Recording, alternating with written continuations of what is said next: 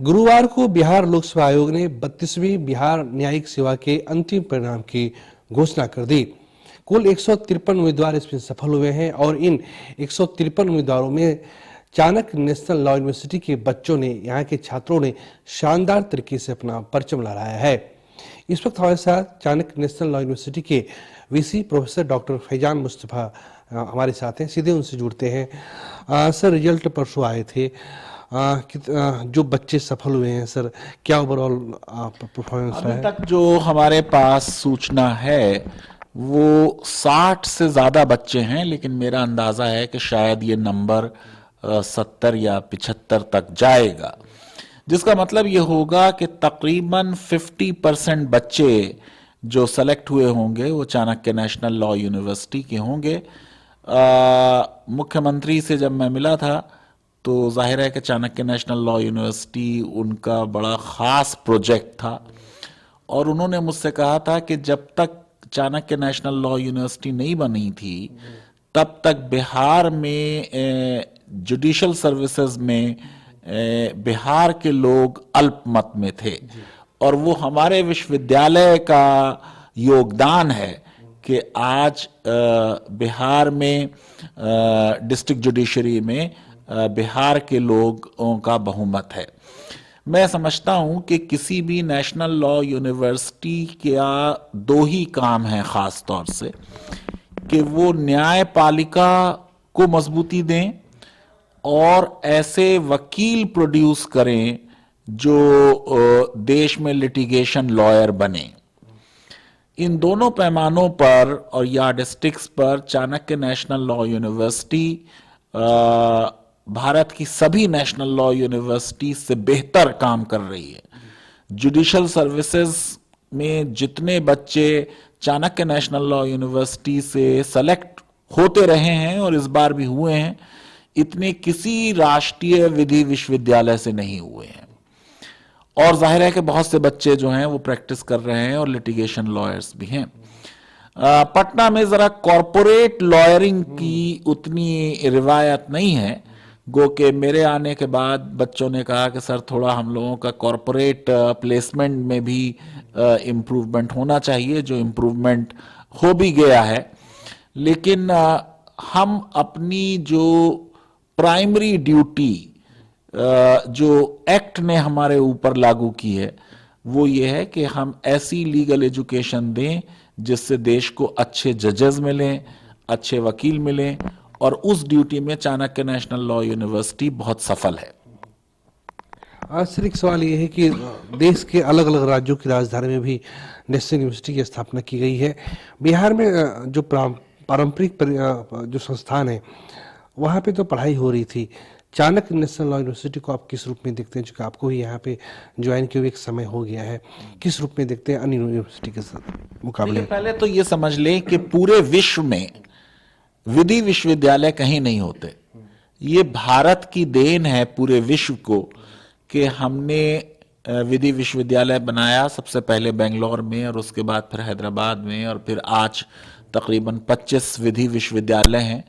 ये विधि विश्वविद्यालय उसी तरह के हैं जैसे आईआईटी है या जैसे इंडियन इंस्टीट्यूट ऑफ मैनेजमेंट है। प्रधानमंत्री मनमोहन सिंह ने 2009 में कहा था कि in the sea of mediocrity we have few islands of excellence called national law university, कि आमतौर से लीगल एजुकेशन जो है वो कोई बहुत अच्छी नहीं है देश में। उसमें कुछ हमारे ये आइलैंड हैं जो एक्सेलेंस के आइलैंड्स हैं। मैं समझता हूं कि चाणक्य नेशनल लॉ यूनिवर्सिटी पूरी एक विश्वविद्यालय है लॉ की। जिस तरह का यहाँ का पाठ्यक्रम है या जिस तरह से बच्चे यहाँ सेलेक्ट होके क्लैट के जरिए बहुत हाई मेरिट पर आते हैं, और जिस तरह का हमारा इंफ्रास्ट्रक्चर है, कि जिस तरह के हमारे digital state of art smart classroom है, ऐसे आज भारत के किसी भी विधि विश्वविद्यालय में भी नहीं है। और जाहिर है कि पूरे बिहार में तो सबसे अच्छे classrooms Chanakya national law university के हैं। मैं चाहता हूं कि यूनिवर्सिटी में थोड़ा शोध कार्य पे भी बल दिया जाए और हम सरकार को कानून बनाने में और पॉलिसी बनाने में भी कुछ सहायता करें, ताकि इस विश्वविद्यालय से पूरे राज्य को और राज्य सरकार को फायदा हो। तो क्योंकि बिहार में कुछ पब्लिक सर्विसेज में बच्चों का ज़्यादा इंटरेस्ट है, इसलिए उसकी वजह से भी बच्चे जुडिशल सर्विसेज में भी और प्रशासनिक सेवाओं में भी हमारे बच्चे बैठते हैं, और उनकी सफलता की जो दर है वो बहुत ज़्यादा है।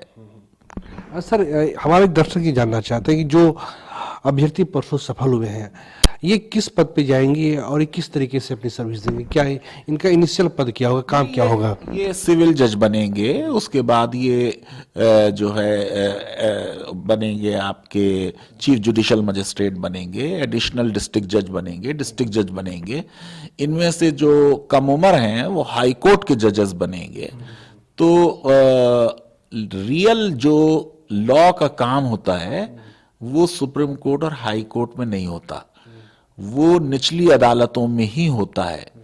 और निचली अदालत में इसलिए होता है कि जो एविडेंस है, गवाही जो दी जाती है, वो हाई कोर्ट सुप्रीम कोर्ट में नहीं दी जाती, वो सिर्फ निचली अदालतों में दी जाती। याद रखें कि मैं ये मानता हूं कि कोई भी जज जो है वो सबऑर्डिनेट जुडिशरी में काम नहीं करता, कोई जज सबऑर्डिनेट नहीं है।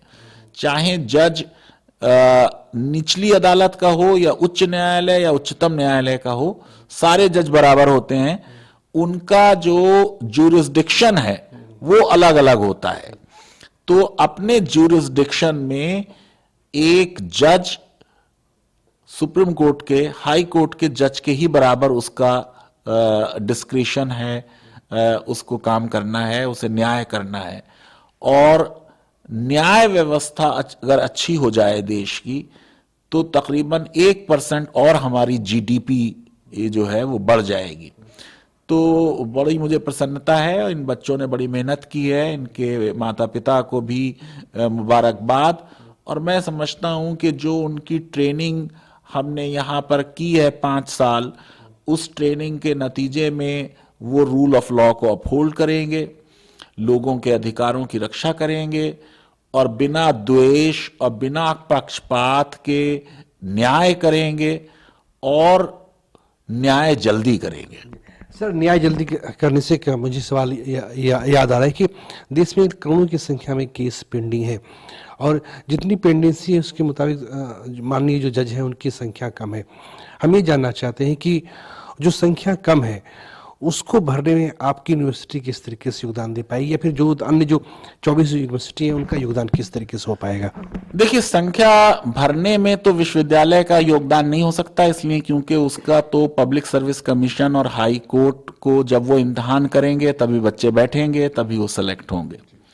जो हाई कोर्ट और सुप्रीम कोर्ट की वैकेंसीज हैं वो जाहिर है कि हाई कोर्ट और सुप्रीम कोर्ट के कोलिजियम और भारत सरकार के बीच का मामला है, किसी विश्वविद्यालय का उसमें मामला नहीं है।